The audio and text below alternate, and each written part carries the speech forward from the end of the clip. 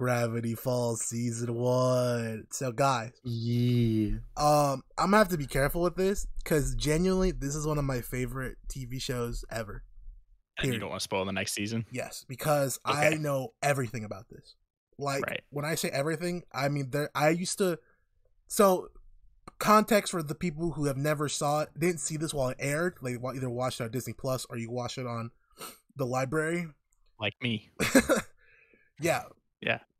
This show came out over the course of 4 years. What? We got 40 episodes over the course of 4 years. I did not know this. It started coming out in 2012. It didn't end until 2016. The fuck? What are the lazy producers on? I don't. It was something up with Disney at the time because the show was originally on the Disney Channel. Then they moved it to Disney XD, and then there was weird gaps in between. Like the production was really weird for the show, which I think sucks. I think it's because the creator and Disney had issues with each other. Because there were some things he wanted and they said no because it's Disney. But basically, I used to watch a bunch of YouTube theories on this show, like a lot, and I know a bunch of background things that are in random episodes that I've written down, and that's why I told you guys when before we started watching, I said pay attention to certain characters and pay attention to what's going on because it probably will matter later. Got you. So yes, so I will kind of lead the conversation, but I really won't get too spoilery with shit. Yeah, that's fair. If that makes sense. But this is very much a episodic show for the most part. There's things that happen that occur that are important to the sequence, but this is episodic. Yes, Agreed. I'd agree. Starting off, this is set in the PNW. Shout out, throw it up. Yeah. You know what I mean? I live in Idaho. Yes, that's where we reside. Absolutely.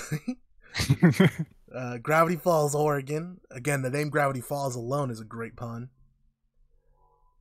I mean, yeah. Dipper and Mabel are fucking goated. I'm just here to say it. Grunkle Stan, also goated. I do be liking Stan. Stan's the best character in the show. But Stan has some great plot lines, dude. Like little things he says that if you keep track of are fucking hilarious. Like his Colombian prison arc. He mentions, he mentions that shit in like episode 3.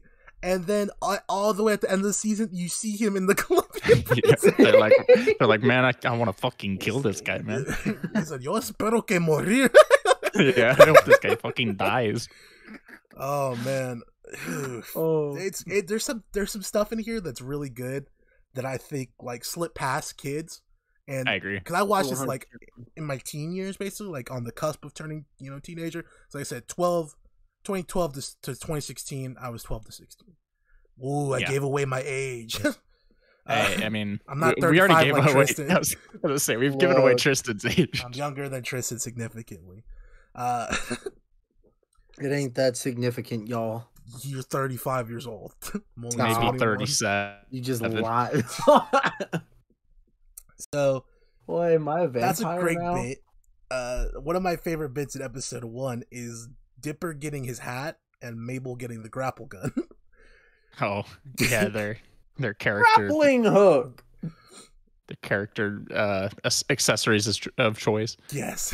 Dipper, I love Dipper because he's such a fucking dweeb. Like he's such a good dweeb, dude.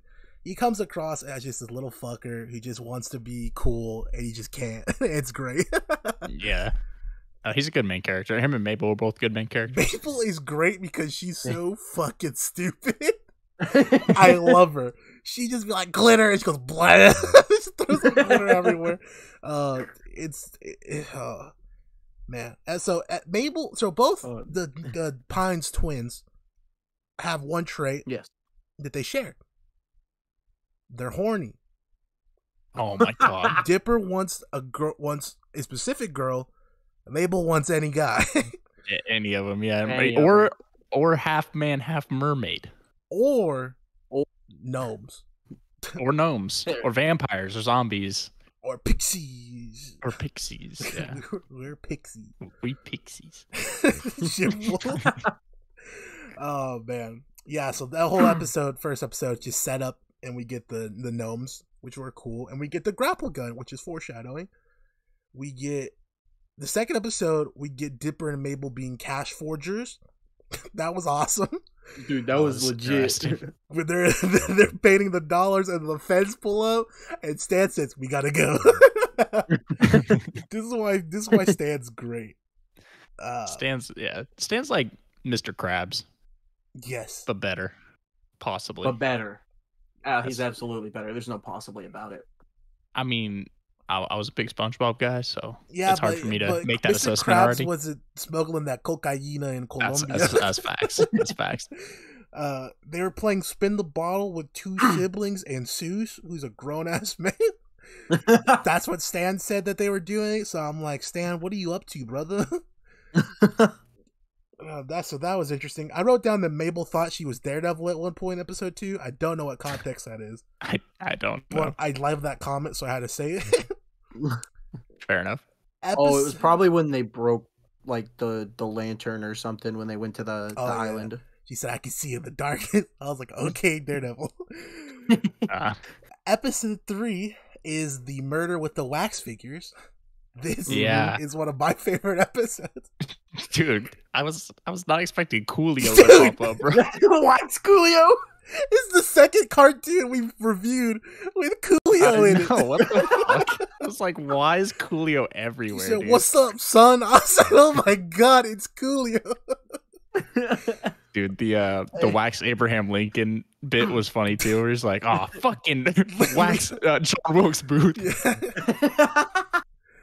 That was good. Oh man! All I gotta say is the opening of that episode is one of my favorites because they're watching Duck-tective, and Duck-tective looks awesome. I want a Duck-tective show. That show looks mid. I'll tell you what show looks better once we get to that show in universe. Oh, I know which one it is. Yeah, you do. I'm gonna go for it now. Baby fights. Damn right. Reek has pitched this idea to me. He said, bro, think about baby fights. Now I know where you got that idea, I had this before that, actually. And I saw this, and I felt so vindicated when I watched this show and I saw the baby fights. Yeah, I've had the baby fights bits for at least 10 years plus at this point. But this episode has two of my favorite fucking bits, like bits that come recurring. The one is when they're making fun of Dipper because he thinks he can solve the mystery. And then the cop goes, "City boy, city boy." And then the other guy, dude, I love the cops. And the other dude is the get him, dude. He's get him. The guy with the high shorts. Yeah, he's great. Tyler. Oh man. Yes, he is lovely. Those are two of my favorite bits. I forgot to mention McGucket was in the second episode, I believe. Yes. Old man McGucket. That's right. Very important character. We didn't know his name yet, though. Yeah, but they tell us later. But yeah, so that whole episode was amazing. Coolio just running around being Coolio. That was good. Decapitated Larry King. What the fuck is this? In the vents. Oh man, they were like, "Oh, he's a goblin." I'm like, okay. Some weird goblin, man. We get our first reference to Bill Cipher in episode 3. When Bill is introduced at the end of this season. When they're fighting on the rooftop, him and Sherlock, they come out of a window, a stained glass window that's in the shape of a triangle pyramid. Oh, yeah, I didn't catch that. I wasn't looking for it though, so. I mean, again, I watched the show too many times. Yeah. I know too much.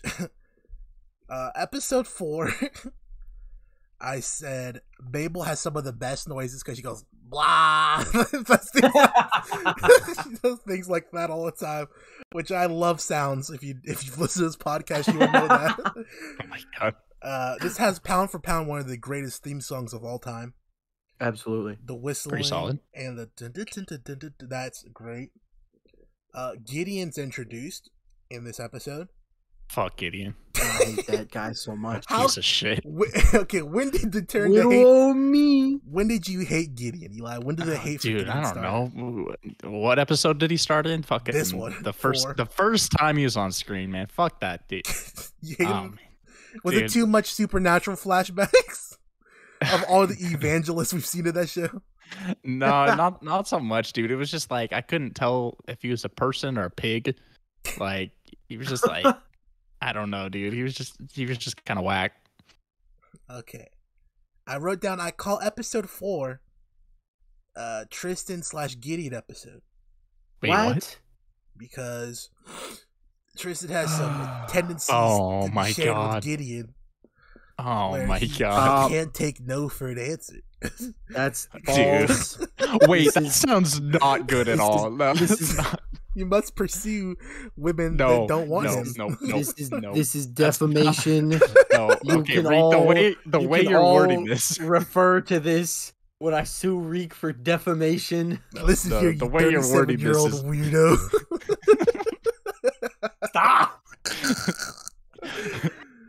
This will Five- be my number one piece of evidence is this episode. 5'2", 37 years old. Who's the 106 pounds. It's just Did you say Smeagol. 300 or 100? I said 106.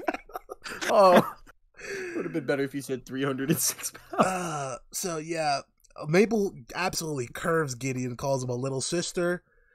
Says Oh, yeah, Yo, that's that funny. was comical. she would love for them to be friends and only friends. Get away from me. I was laughing at the accuracy of that, actually. I felt like the start of this season was very strong. Absolutely, we get Very much. we get the introduction of Wendy in episode 4 as well. Mabel asks Wendy, "Have you ever broken up with a guy?" And Wendy proceeds to list the entirety of the teen population of Gravity Falls. Oh She got my a lot. gosh. She got some body yada yaddies on her card. Yeah. That was fun. So they end up beating Gideon and breaking his little shitty ass, dirty ass, ugly ass, green boat. I forget what the Golo tie. I actually know what those are called. Yeah. Holy yeah, that's shit. fact. Bolo tie Amulet. with the amulet on it. And then Stan steals a clown painting. Dude, Yep. that shit was awesome. When he goes, I guess we're gonna have to cut off the deal. You can just put the painting there, Stan. He starts getting up, Stan. He starts running. Dude, he's so good, dude. Oh, Stan's great. Stan's by far my favorite character. Grunkle Stan. I mean, he has some of the best moments, and him being Yes. shady is great. I like He's my Seuss a lot second too, favorite. because Seuss just be Seuss is saying my some favorite shit. by far, dude. I like Stan better, but Seuss just be saying some shit sometimes. He's on and off for me. Sometimes he be saying shit. Sometimes I'm like, the fuck? he like Patrick. That's why I love him. Most of Yeah, the quotes he that do. I have written down from this show, or at least this season, are Seuss quotes. That's great for you. So episode 5. Oh, thanks, buddy. I said this is another Tristan episode. Oh man, That one's much more accurate. dude, is this the one Mabel was on the acid? Dude, I said I she was think on so. the Molly. She was on the No, I said shrooms. she was on the Yeah. Molly, bro. She was tripping. tripping.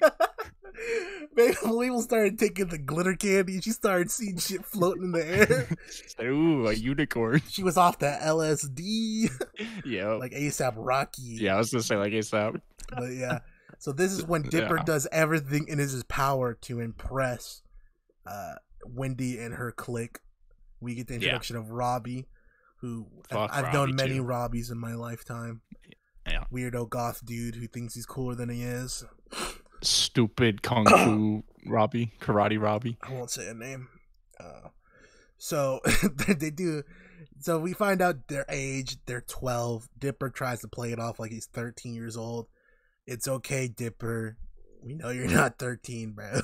You come across like you're 7. Mm-hmm. And he busts out the greatest dance maneuver known to man, Oh yeah. Shout out. which I would That- like to it's that- call the Lamby dance. Yeah. That's one word for it. And he busts it out. And he says, "I do." Man's killed that shit, saved their lives. Wendy held that one to her chest. I respect that one. She's a Yeah. real one for that. She held him down. Still not gonna That's for date true. you, Dipper. You are 12. I think she is 16. But yes, now we get to one of my favorite episodes of the entire series, the multi-bear. So Dude. Yes. Oh my god. this one of the is best like episodes. this reminds me of Teen Titans. All right, there's an episode in Teen Titans where Robin has to go off on his own. And he goes and he fights someone, dude whoops his ass. Robin then has to do a conquest to learn how to be a better fighter and how to be a better him, you know what I mean? And he does a series of trials and he realizes that it wasn't the destination he was looking for, it was the journey to the destination that made him stronger and better, right? Yes, I remember that one. Great episode. Dipper goes on a very similar journey here. He gets trashed on for not being manly enough. They say you can't listen to Disco Girl by pop group Baba. And he goes in and he starts finding out what it means to be a man. The Manitars. And it's this whole time, he was a man. He just didn't know it. Yes. But besides that cool message, there's these dudes running around who got the Manitars, and they said, we kill motherfuckers.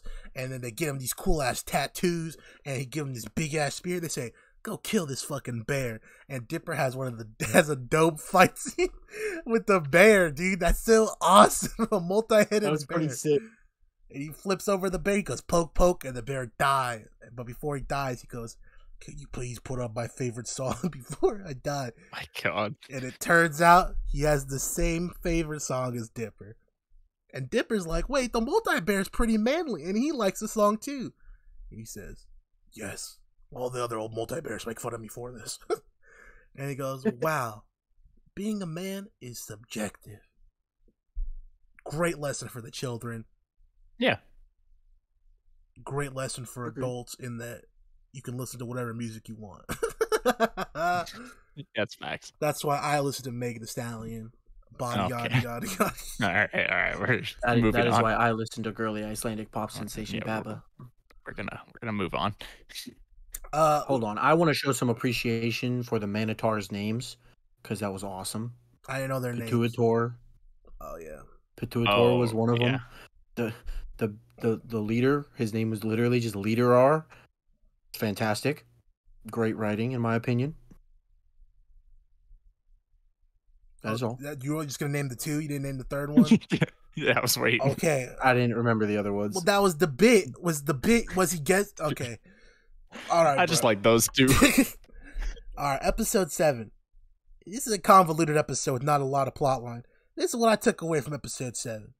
Dipper is extremely down bad for Wendy, and if he could name himself, his name would be Tyrone. Oh, that's that one. Yeah, the clone episode. Yeah. The clones. I like the clone episode. The Derpy clones was hilarious. I love the Derpy clone. the Doodle Bob was going crazy. And they give him an apple juice. They're like, just take an apple. He goes, nah. That was great. We move on to the President episode. That's some backstory and that's some lore. That was good. That's definitely a lore episode. With we find out Pacifica's a bitch. That's what we find out. Yeah, we found that out in the episode before that. Honestly, yeah, but more Pacifica being a bitch. Gideon and Stan had their feud again, and Gideon yeeted a tomato right in Stan's face. That's a standout moment for me, and that was good development for Dipper to realize that there's some crazy shit going on in this town. Even though he already knew.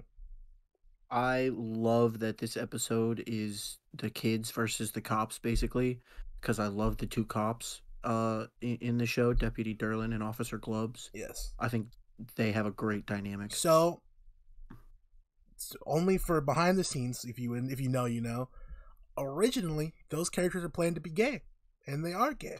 They're a couple. But Disney said, we're not down with that, brother, dude. And so they weren't allowed to show it on the actual screen, but they are from the writers. And you can kind of tell from the way they act. Yeah. But that's, shout out Disney for being shit because of their shit.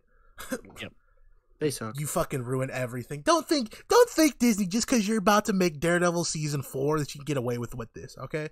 Nah, they ain't getting away with anything. They ain't getting away with nothing. Next episode, time episode, very, very important to the overall series. We get Blendin Blandin, who is voiced by one of the voice actors from Rick and Morty, Justin Roiland. Oh. He comes in and he does time things, and Dipper, once again, is tremendously down bad. So much to the point where he uses time consistently, probably like 50 plus times, to find one timeline, much like Thanos, where he wins. Yep, exactly. Him and Wendy get together. But for that to happen, Mabel cannot get Waddles, the pig, which we get introduced to in this episode. And Waddles the goat. Dipper has to take that L because, let's be honest, even if he didn't hit her eye, he wasn't going to be dating Wendy anyways. Sorry, brother. No. So we got Not Waddles, which Waddles goated. Waddles is top 10. He's not 10 or 9 or 8 or 7. He's 2. He gonna be competing with the Weasel up there. No, he's not. Chill out. What the fuck did you just say? Tristan, chill out. He ain't gonna. You know, Weasel's already a lock for number 1.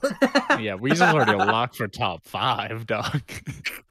But yeah, so then Blendon gets arrested by the time police because they said, "You fucking up." He said, "I didn't do it."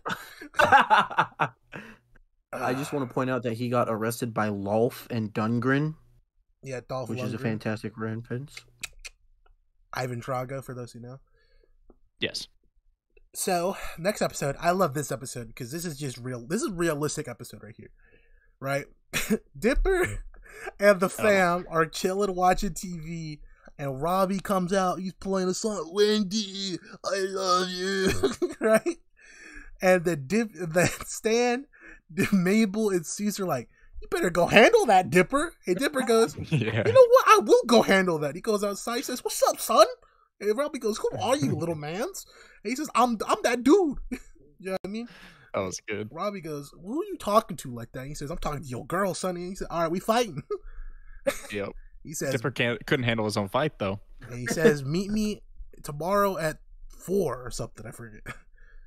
And Dipper says, "I'll be there." And then he starts thinking about it. He says, "Damn, I probably shouldn't have did that." The dude's like triple my height in size. Yeah, and age. I still think he could have taken Robbie, but that's just neither here nor there. He could have spider monkeyed him. He could have just hit him with the single leg and, or tagged him on the ground. So then he decides, I must get the help of Street Fighter, Ryu. And he goes, gets Ryu, and they beat the utter dog shit out of Robbie. Dude, they trying to kill my man. Then Dipper says he's got to take his lumps. He gets dog walked by Ryu, and then Ryu dies. And then Robbie said, "Let me get a piece of this." And Dipper was going to let him beat his ass, which, god damn it, Dipper. Stan would not stand for this. Facts. If Stan was here, he'd be like, "Dipper, get in there, throw some hands."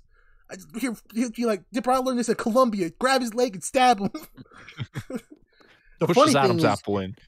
The funny thing is Stan was basically right there, actually, at that point. Yeah, but he was watching it happen because, he's an instigator. That's what he does. That's for true. We get the great quote from Seuss this episode where he goes, "Yeah, I think a teenager killed my cousin, Reggie. I was just talking to him about it." My favorite quote from this episode, because this is the one where Mabel tries to help Stan get over his fear of heights, is when it's like at the beginning and Stan goes, "That's why I own 10 guns, in case some maniac tries to sneak in a ladder." Well, you missed the first part of the bit, which is the funny part. He says, "Ladders are one of the most dangerous things you can own in your house. That's why I own 10 guns." That's the funny part. The next episode is Summerween, which is cool because it's genuinely kind of creepy. And I like creepy stuff. That monster dude, I love his design. He's cool, yeah. That needs to be reused for some horror shit because that would freak the fuck out of me if I saw some dude with some long ass legs, long ass arm, and a Jesus Christ torso with the cross. Isn't that made out of fucking made out of what's a shit candy? Yeah, black licorice. No, I was trying to think of something else. Dude, was it Adequate Bar? Yeah, Adequate Bar was dope. Mr. That was awesome. Yeah, that was awesome. And I've never seen a Mr. Goodbar in a store in my life. It's only in the packs, dude. I've never seen it by itself. I've only seen it. Yeah, that's true. I see it on like the, what the cashiers are, and they got like the individual shit. I've seen them there. Yeah, I have never seen it. It's that monster should have been made out of Almond Joys. No, that's controversial opinion. Yeah, I'm throwing it out right now. Who puts almond in a chocolate bar? That's disrespectful. Man, it should have been made out of fucking. What's the worst kind of gum? Man. Oh, probably Trident. Yeah, it should have been made out of Trident, man. They try to push Trident. You got flavor for about layers. You got 5.6 seconds of gum. You got 3 chews. That shit's gone, bro. Yep. They try to tell you about these layers. Man, those layers last for 2 seconds, brother. What the hell? Yeah. But they're good. No, they're not. It tastes like shit. Like, it just stains your whole mouth. It's like, bro, what is this? That's why I only chew extra and stride. Come on, man. That's fair. Get some real gum. Juicy fruity doesn't last long enough, even though it tastes fantastic. No. Yeah. Juicy fruity. Dope. No, Fruit Stripes is the business. What the hell is Fruit Stripes? What kind of generic ass fucking It's the one with the zebra on the front. I know exactly which one you're talking about. Those don't last at all, dog. They don't, but that flavor is unmatched. Man, you chewing, I don't chew gum. You chewing some Kmart ass gum, bro. I only chew tobacco. Same, bro. Just dip. How about that? Okay, episode 11. Oh yeah, that was Summer Weed. I was remember. I skipped the episode actually. 12 was Summer. Yeah, it's just that episode. It's just people getting taller. It's whatever. Oh yeah, that one was whack. Yeah, kind of a whack episode. The only thing important to any sort of plot was Gideon trying to get the shack from Stan. Yeah, which off my screen heat. Got heat. There's also a great line from the Summer Weed episode with the little kid Gordy. He goes, "I've been traumatized." That shit was awesome. Down too. Gordy's great. Episode 13. Let me describe it for you in 3 words. Girl boss Mabel. Yep. She is Stan. And then she turns into Stan. That was great. Yep. That was great just for when she snapped and she goes, "Shut the fuck up, Dipper!" And he goes, "Okay." Yeah. You're acting like a real Stan right now. Episode 14 is the black hole episode. That one was pretty pointless. Pointless, but it had some fun in it. One of my favorite parts is when Stan's voice gets changed to a, how do you say, urban woman? He goes, "Where my girdle at? I'm Grunkle Stan." That bit was great for me. The part where Mabel, where they go, "Only if we knew someone who could make a bunch of noises," and Mabel has her Pocahontas moment. That was pretty fun for me. Oh yeah, dude, Seuss's pinball story is one of my favorite things in this series. The one thing I'll take away from this episode is that McGucket knows how to make some shit, bro. He just mixing. That's for true. He's over there cooking up dope in the crock pot.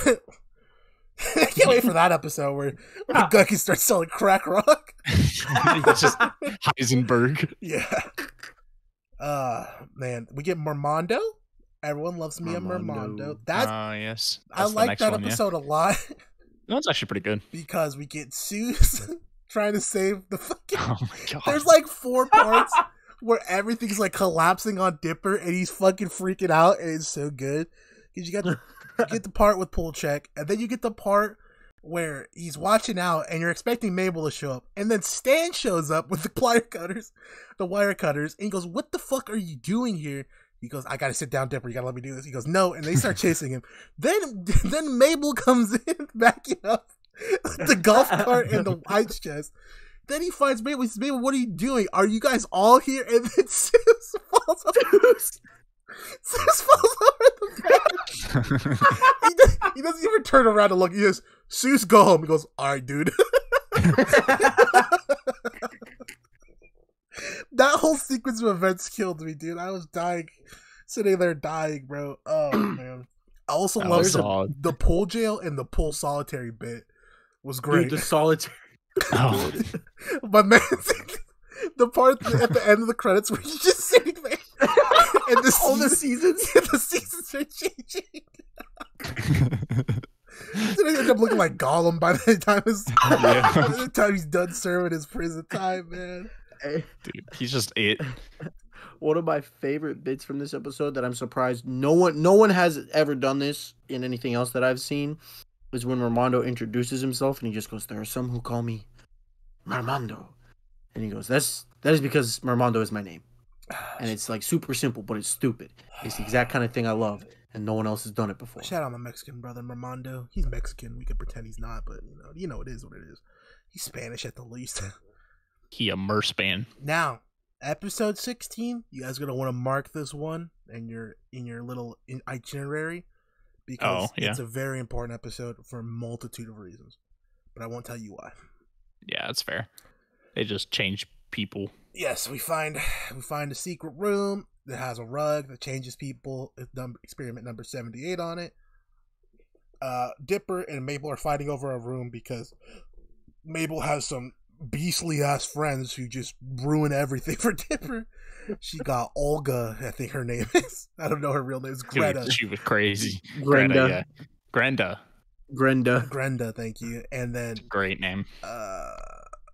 Susie. Her name's not Candy, Susie, but I'm gonna call her that. Her name is Candy. Okay, Candy.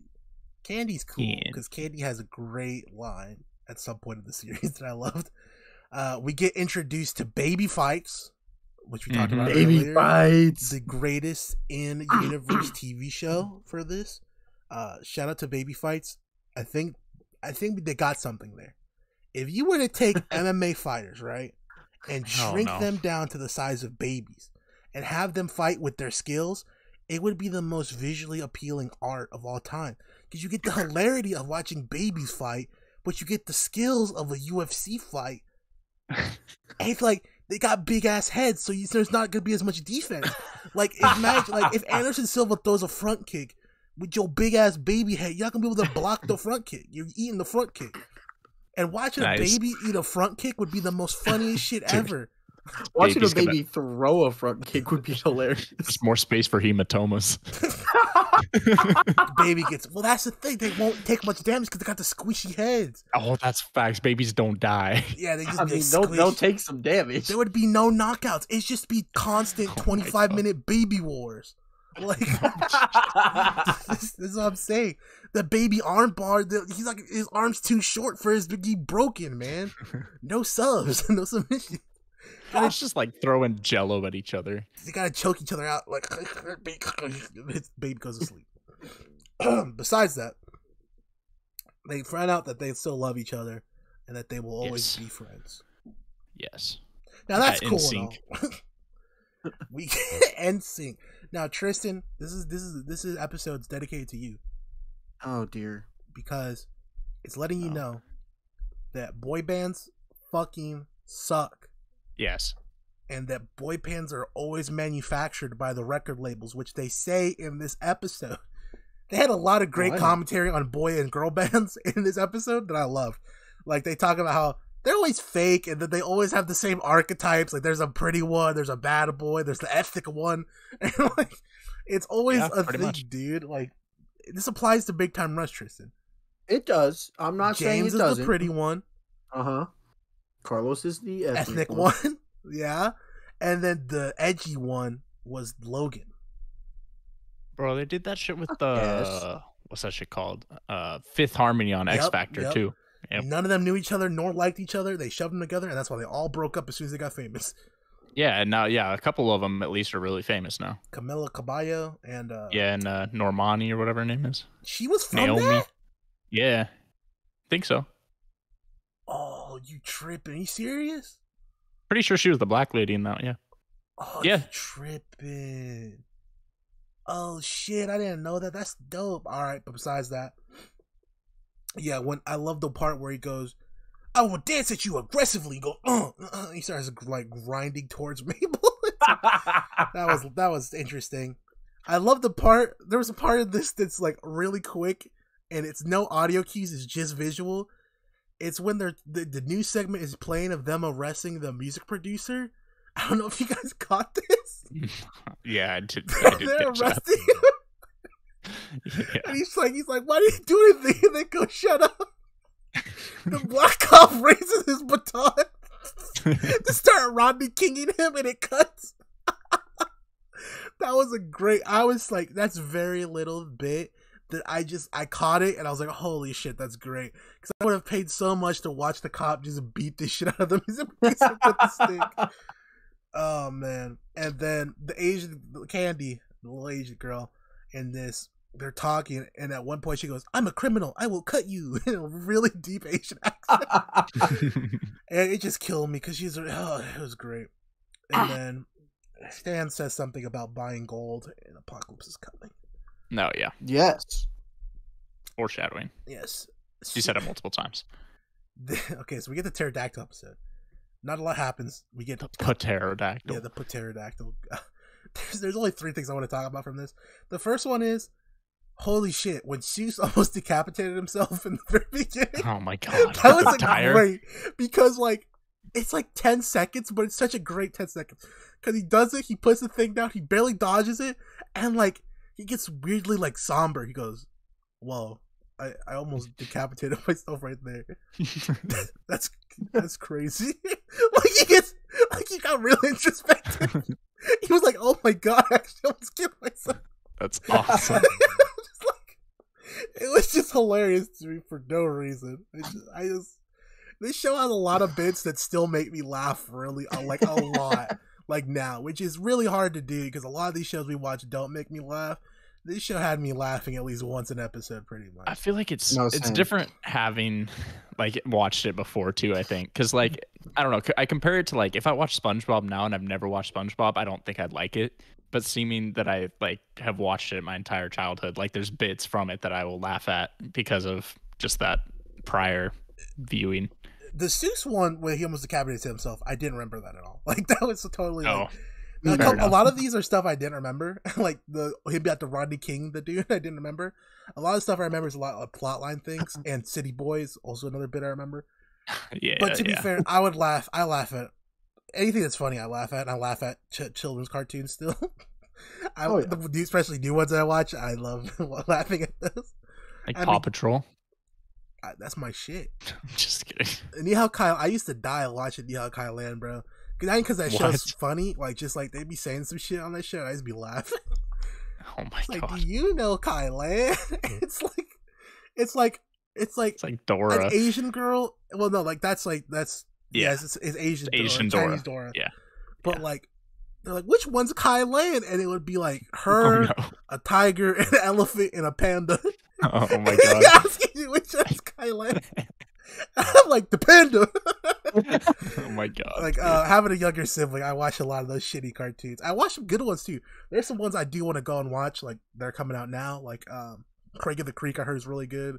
Loud House is pretty funny. I've seen that show. There's some newer cartoons that I laugh at. So that's just me. I know, Eli, you're a bit more mature than I am, shockingly. Defending. So you don't laugh as much as cartoons, but fuck, dude. Children's cartoons get me to this day because they have some great, shitty humor. Some of them are just bad, though. And I'm looking at you, Uncle Grandpa. That show is not good. That show. Uncle Grandpa?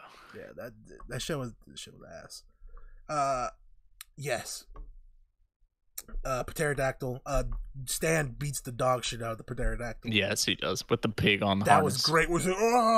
Just punching it. Lovely. All right, we get to the 2 most plot important episodes this season. Yeah.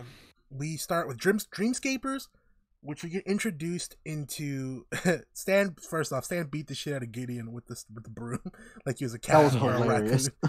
Get Gideon running. Not the broom. Gideon running, getting hit by a broom was lovely. And then Stan watching Grandpa the Kid. I thought that was also another funny fucking TV show. Grandpa the Kid. I'm old. God. Bill shows up, and Bill from the get-go just let you know he's gonna be funny, but he is creepy as fuck because he rips the teeth out of a deer and hands him to Gideon right away. That was bananas. Bill is one of the most genuinely terrifying villains because he's actual psychopath, which is lovely. Yeah, well, I don't know what the fuck he is, too. That's like, the thing. He's just a triangle. Yeah, he's just just a triangle, you know what I mean? And he wasn't gonna do what Gideon told him until he said, you know, it's against Stanford Pines, and he goes, okay, I'll do it now. He mentioned some of the same things as Stan, like buy gold, and the world is an illusion, shit like that. Yep. Yeah, and Gideon really didn't know what he was doing. We finally get to see Stan in Colombia with Hector and El Chapo. Oh yeah. And that was lit, though. Pretty sure they were gonna stab him when he wasn't looking. Oh, 100%. They might have done it when he was looking. Yeah. Seuss finds the vending machine door and goes, I don't give a fuck about that. And closes Oh my gosh. And then that was episode 1 too. And then Stan this is more of a character one, but everyone should have noticed this. Stan wasn't surprised when he saw Dipper in his head and he said, "You can manifest whatever you want here." And he shows Dipper how to manifest stuff. So obviously Stan knew what he was doing already, and Dipper was confuzzled by that. And we find out Stan loves Dipper. He doesn't actually hate the motherfucker. I hope when Dipper gets older, he also does a bid in Colombia. Oh my god! See Dipper fight off people in Colombia would be lovely. And basically Gideon gets the deed, and we find out Gideon has journal number 2. Right? Yes. So Dipper has 3, Gideon has 2. 1 is nowhere to be found. By this point, I assumed you knew who had 1 already, Eli. Oh yeah, because you're 100%. not dummy brain. So once you saw I knew once they introduced 3, it's kind of like I don't know who has the other 2, right? Once you see Gideon has 2, you can assume who has 1. Oh yeah. So that happens. You find out Gideon is looking for 1, and he thinks there's only 2 journals. But we know there's 3 because we know Dipper has 3. So Dipper has the newest version, basically. And that happens. There's a big battle. Dipper and Mabel almost have to go back home, and then they don't because Gideon thinks they have journal number 1 as well, because he thinks he played him off and just gave him 3 to fake him out. And he's like, I need number 1. He goes to kill them. He doesn't kill them. They flip the script on him. They show him the cameras. Boom, bam. Gideon is exposed. The townspeople beat the dog shit out of Gideon, but not really. He's arrested. That would have been lovely if they started killing Gideon. Bow, bow. Dude, at the end, when they're like, Tyler, and he's all sad, he goes, get him.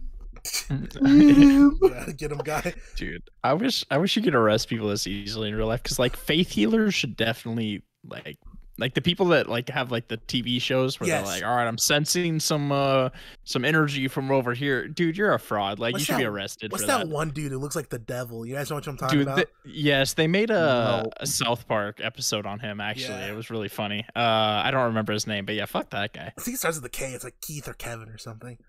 I don't remember, dude. But dude, people just take advantage of people that just like lost people that they love. Like, dude, fuck you.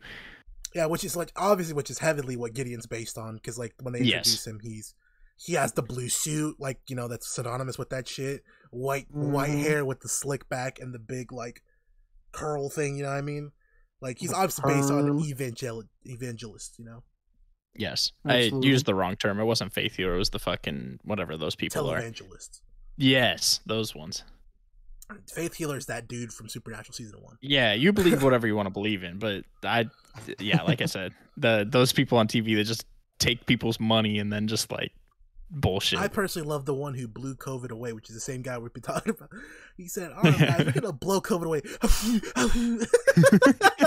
Genius. That dude's thinking ahead of the game. Yes, so all that happens, everything concludes, and there's still a couple minutes left in the episode. Well, Stan finally, you know, episode 1, we saw the vending machine door that he opened at the end. Didn't know it was down there. At final episode, he opens it finally, and it leads to some sort of mysterious triple triangle door looking motherfucking thing. Stan took all 3 books because Dipper showed him he had 3. And Stan, when he clicked, you know, he had 1, like we just said, puts them together, and he goes, finally, after years, and starts powering up whatever the fuck this is. Right? This was a big moment watching this as it happened, Eli, that won't translate the same way, right? Okay, yeah. Because this is 2 years at this point. That's fair, yeah. This is 2014. Yeah. Like, I went from 12 to 14 years old, and I finally get to find out what's behind the door. And they cucked you. They don't show you what it is at all. They just show you what it looks like, right? Yeah. And so we're going into season 2 at this point. We don't know what the fuck it is. We just know that Stan can turn it on now, or has the blueprint to it. I like Stan a lot. So now we're gonna get into more like analytical shit. Not very much analytical because we're not smart. So, but I like Stan the character a lot because he knows way more than he lets on, and he treats himself dumber than everyone thinks he is. Like 100%. He runs a shitty shack, and everyone's like, "Oh, it's a dumb old Stan." When in reality, he's really fucking smart, and he knows what's going down for shoot, like, and everything like that. And Gideon, I like Gideon because he catches on, and that's why Stan fucking hates Gideon. Because Stan knows that Gideon knows that he knows more than he letting on. Yes. So that feud's great. And then Dipper is a great in-between of those two because Gideon and Stan already know what's going on, Dipper is like us. He's just now finding out kind of thing. And, like, even Gideon doesn't know everything. Like, Stan obviously knows the most out of everyone. But, like, you can tell that Gideon knows more than Dipper, and Dipper knows nothing. And I just love that aspect between them. And then I love Mabel, who's just there for the ride.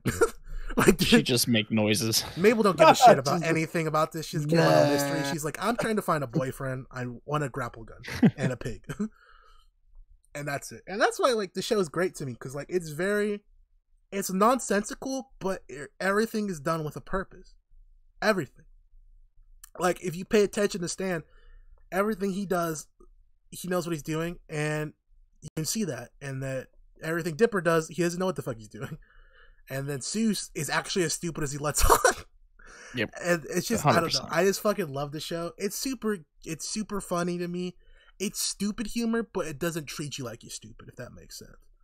Like, there's some shows don't treat you like you're stupid, but this show is just like, we're having fun being stupid, but we're not actually stupid because here's this, and this, and this. And it's like, okay, the mystery elements are great. I would love to talk about more of them, but I can't yet. But there's a lot of stuff sprinkled throughout here, even now, that plays into the series finale, which is great. So yeah, that's my take. I would love to hear, Tristan, you go first because you've seen the show as well. And then Eli, I would love to hear your fresh newbie takes after that. Got you. Take it away, Tristan. Realistically, I think the show does a phenomenal job of setting things up.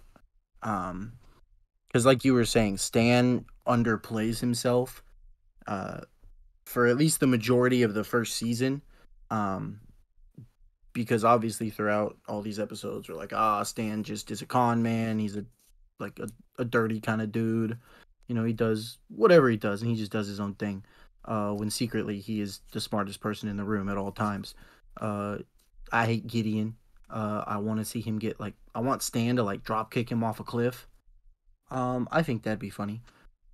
I'm a fan of the Dipper and Mabel dynamic. Just Dipper always being super serious and Mabel never ever being serious, except when it comes to Waddles. But I love Waddles. I think the supporting cast in the show has a strong place. But the plot really overshadows that sometimes. This plot is killer to me. Take it away, Petty. Fair enough. Yeah, I'm back and forth. Like it could either be really good, just good, average. I don't really know yet, to be honest. I need to watch the next season because I'm not the biggest fan of episodic type stuff. I like the bigger overlying plot, like we're working up to something, and it looked like they were getting to that at the end of the season. So I'm excited to see where they go in season 2, as in reference to that. But as Tristan said, I feel like they have a strong supporting cast. I didn't dislike any characters except for Gideon. I feel like there are some funny bits. I don't know. Overall, I liked it. I just think I like the bigger plot lines a little bit more. So if they get on track with that in the next season, I think I'll really enjoy this as much as you guys do, I guess. Yes. I think for me, the second season goes into more linear plotline. Okay. Like absolutely from the get-go, it's linear plotline pretty much. Like this season you could watch these episodes sans the last two out of order. Right? Yeah. For the most part. But the last two would have to be a package deal, but you could watch everything else pretty much whenever.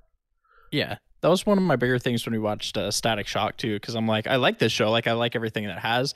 It's just there's not really any development except for like new powers, I guess, in that show.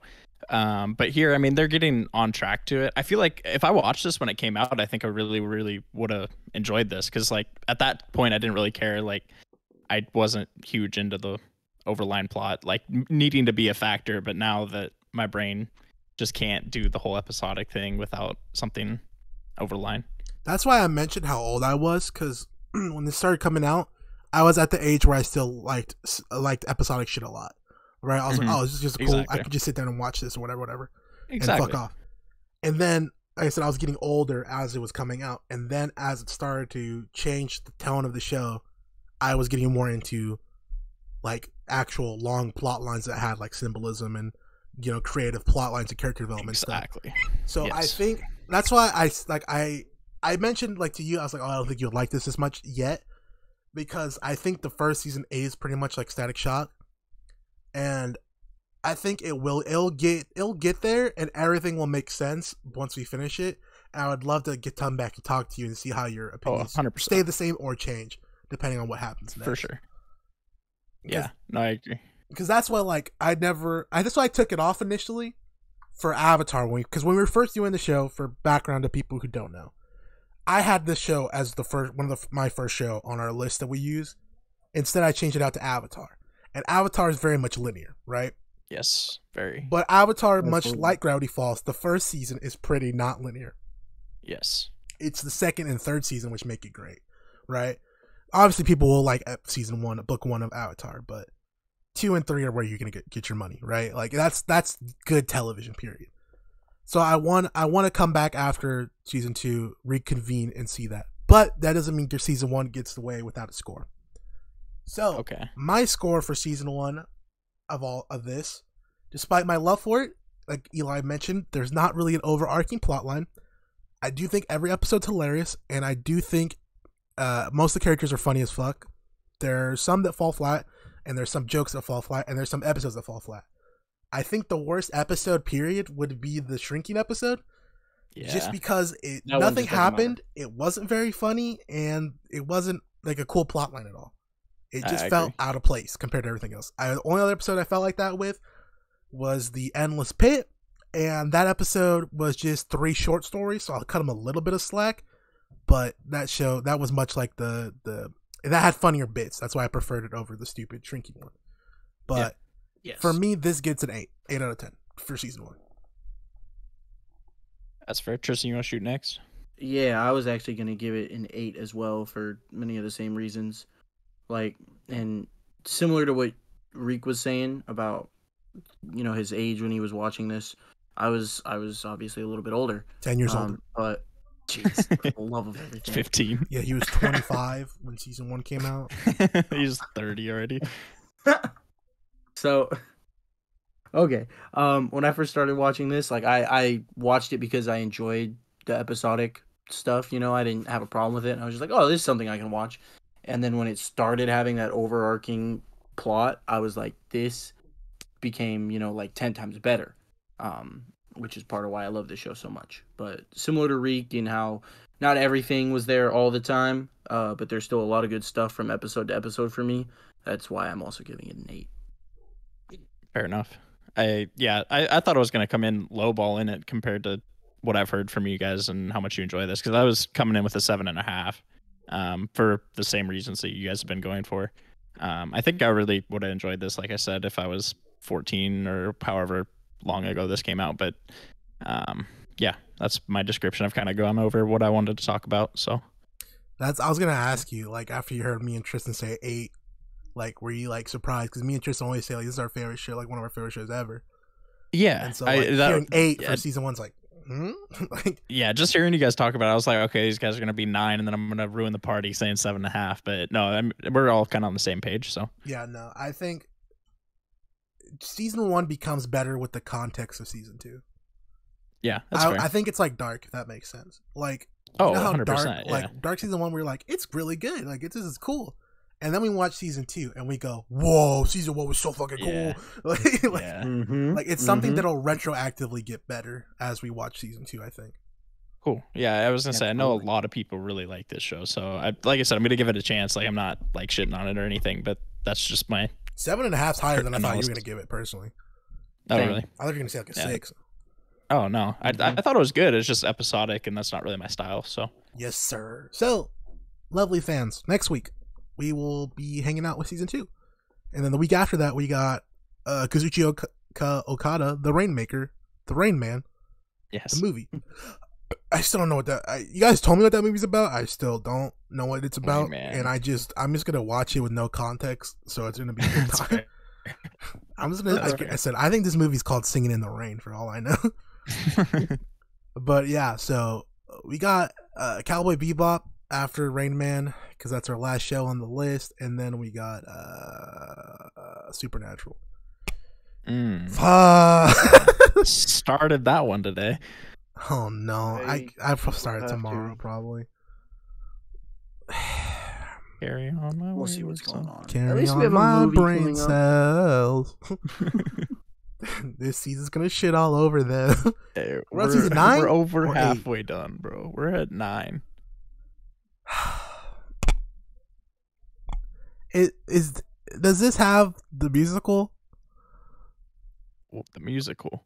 Yeah, you don't remember that episode?